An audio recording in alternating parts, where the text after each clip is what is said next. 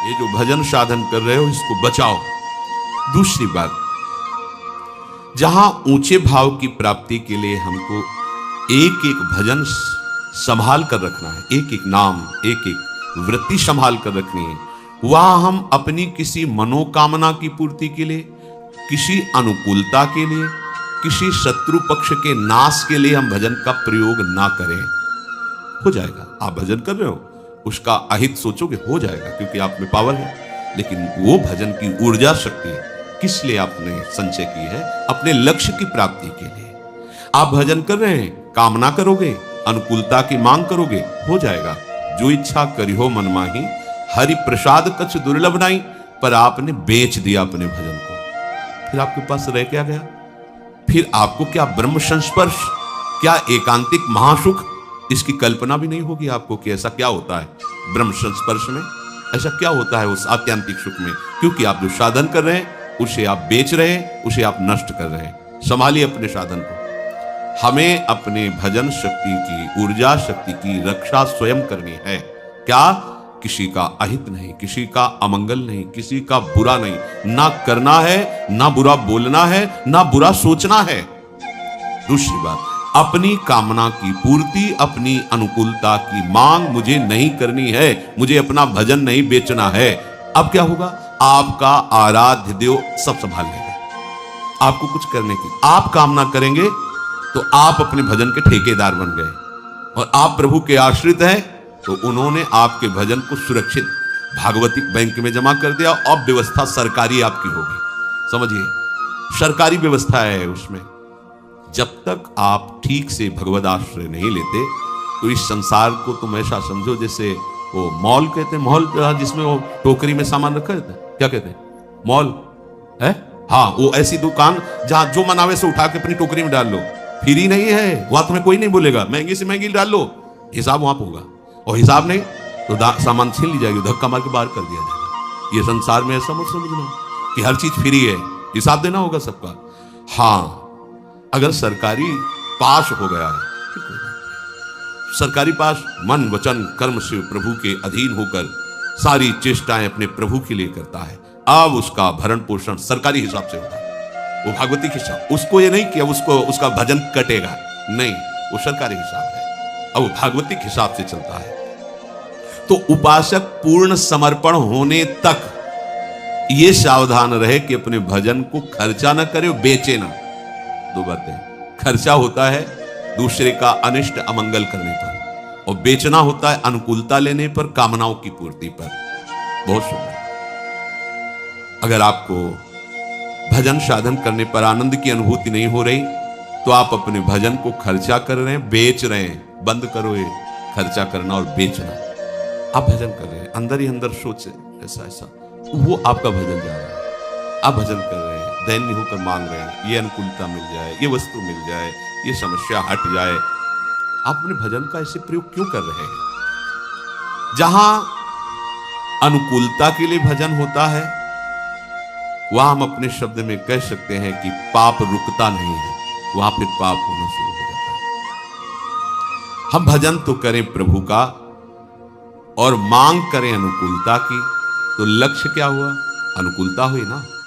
हम भजन करें प्रभु का और मांग करें भजन में डूबने की, कि अभी भजन तो क्रिया हो रही है। ऐसा समय कब आएगा जब ये भजन डूब करके होगा, डूबकर कोई बाह्य स्मृति नहीं, रूप छके घूमत रहें, तन को तनिक न भाव, यह डूबना। विरह कमंडल कर लिए बैरागी दो नैन, मांगत दरस मधु करी, छके रहत दिन रैन, यह डूबना। हमारा ज्ञान हमारा पीछा नहीं छोड़ रहा है, पर हारना नहीं है। हमारे सहायक, परम सहायक, परम उदार, परम करुणाकर, वात्सल्य समुद्र प्रियालाल है। ये दोष हमें है, हम अपनी मांग करते हैं, हम अपने अनिष्ट का नाश करने के लिए भजन के समय संकल्प करते हैं, नहीं करना। अगर हो भी रहा है तो उसे रोकिए, नहीं रोक पा रहे हो तो इधर दृष्टि लाइए अति उदार करुणा वरुणालय युगल सरकार की तरफ। ये तभी होता है जब आश्रय में कमी होती है, समर्पण में कमी होती है। समर्पण से ये दिया, थोड़ी अनुकूलता बाधा पड़ी, ले लिया। ऐसा हमारे लोगों का समर्पण है।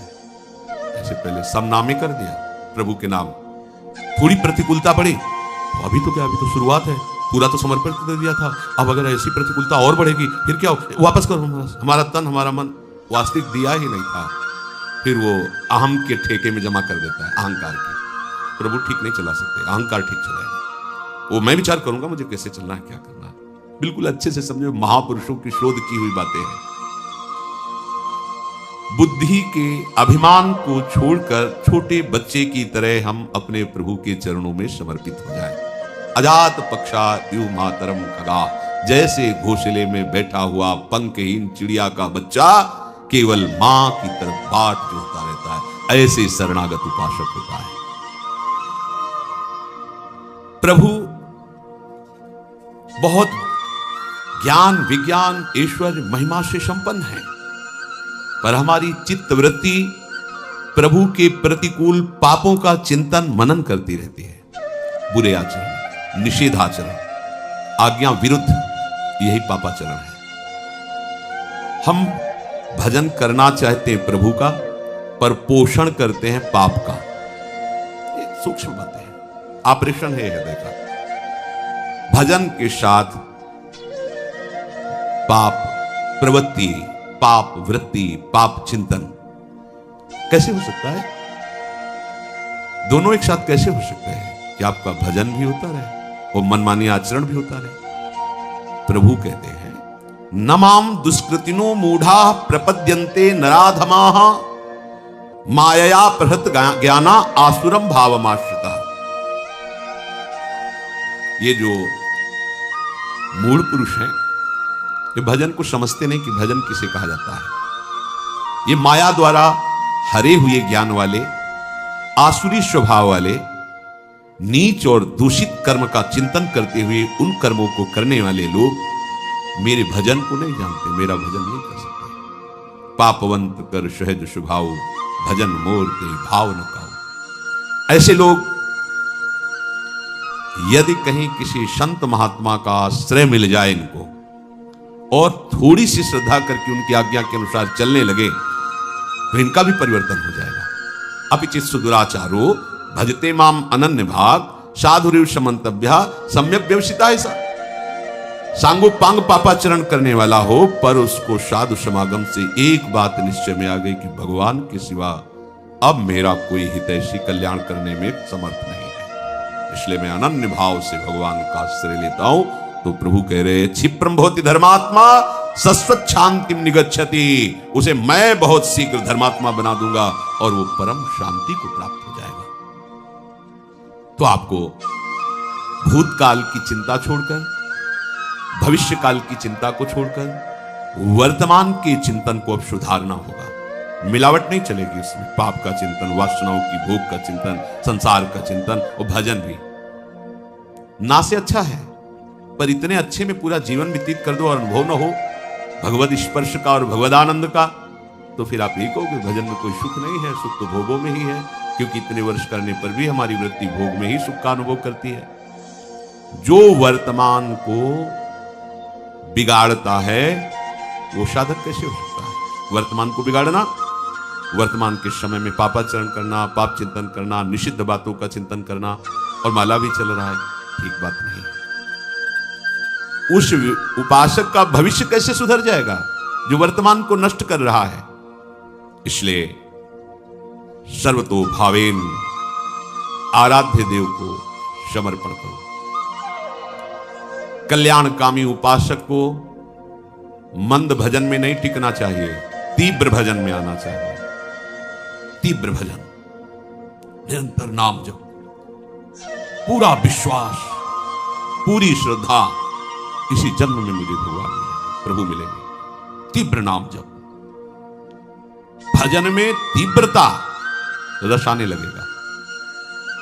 अपने इष्ट देव में सर्वोच्च बुद्धि, अपने इष्ट देव में सर्व सामर्थ्यता, अपने इष्ट देव में सर्वलोक महेश्वर का भाव, भजन की तीव्रता, हो गया निर्मल मन।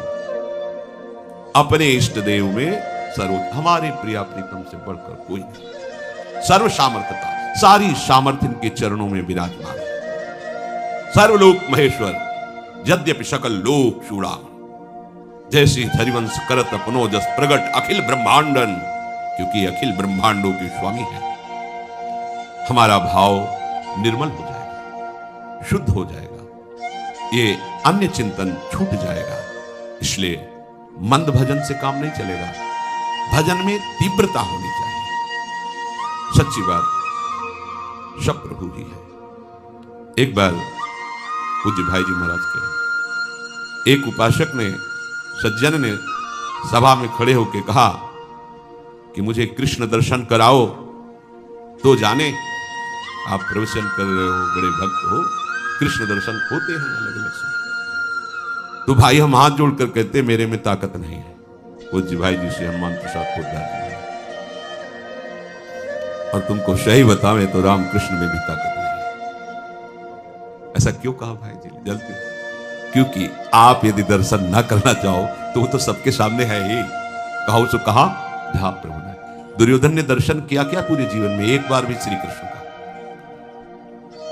सैकड़ों बार मिला होगा लेकिन दर्शन नहीं किया। प्रभु को प्रभु भावना से दर्शन नहीं किया। ऐसे ही हम कभी भी प्रभु से विलग नहीं है, पर प्रभु भाव नहीं है ना, हमें दर्शन नहीं। इसी मृत्यु लोक में प्रभु के कई बार अवतार प्रकट में हुए हैं, पर हमारे अंदर चाह नहीं रही प्रभु से मिलन की, इसलिए मिले हुए भी तो कभी उनका दर्शन नहीं हो पाया। प्रभु सबके हृदय में विराजमान है, यद्यपि वो चाहे तो उनकी चाह में कोई, पर उनकी चाह तभी जब हमारी चाह हो जाए ना उनसे मिलने की, तभी। प्रभु की कृपा से प्रभु के दर्शन संभव हैं तब जब आपके अंदर प्रभु के मिलन की उत्कट चाह, ये उत्कट चाह प्रभु को मजबूर कर दे माया का पर्दा हटा करके दर्शन देने के लिए, तब प्रभु को आना ही पड़ेगा। तुम भजन करके अपने भाव को बढ़ाओ और इतना मजबूर कर दो कि तुम्हें देखना चाहें। ये बात, खास बात यही है। ये मेरे हाथ के बस की बात नहीं भाई, मैं आपको दर्शन करा सकता।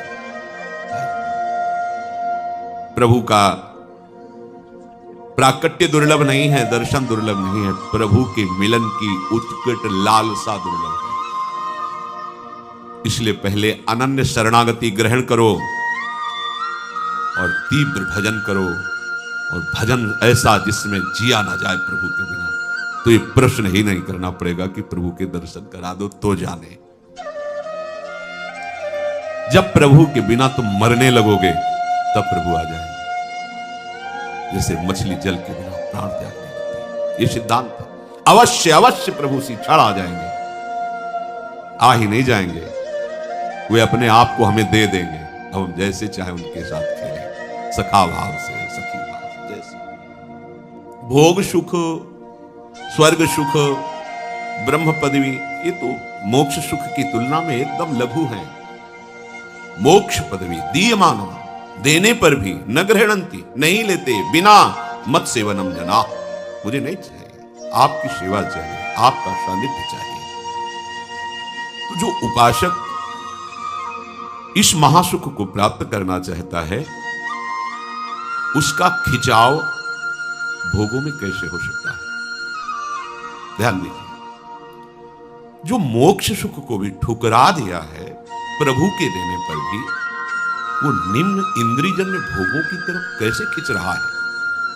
चल तो उसी मार्ग में रहा है, वही नाम जप रहा है जो ऐसा सिद्ध महापुरुष जपता है, उसी लीला का गायन कर रहा है जो ऐसे सिद्ध महापुरुष लीला गायन श्रवण में मगन है, उसी धाम का आश्रय लिए है जिसमें ऐसा महापुरुष आश्रय लिए है तो वही सामग्री, वही नाम रूप लीला धाम, पर आपको ऐसा सुख क्यों प्राप्त नहीं हो रहा है? तो आप अंदर झांकिए, कहीं आप मान बढ़ाई, यश, जगत प्रतिष्ठा, इस धोखे में तो नहीं फंस रहे हैं?